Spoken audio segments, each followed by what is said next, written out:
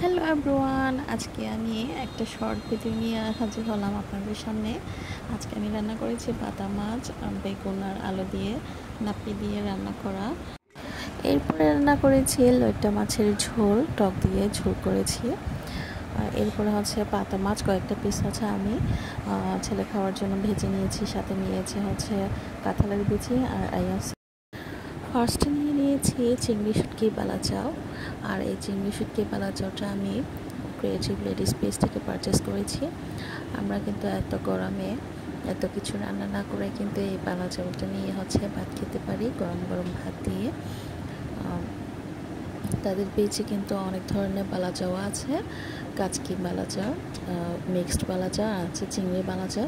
আপনারা তাদের পেজটা কিন্তু ভিজিট করলে বুঝতে পারবেন।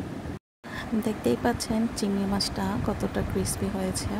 কম ঝাল কম তেলের মধ্যে কিন্তু আপনারা পারচেস করতে পারেন। পেজের লিঙ্কটা আমি কমেন্ট বক্সে দিয়ে দেব আপনাদের সুবিধার্থে।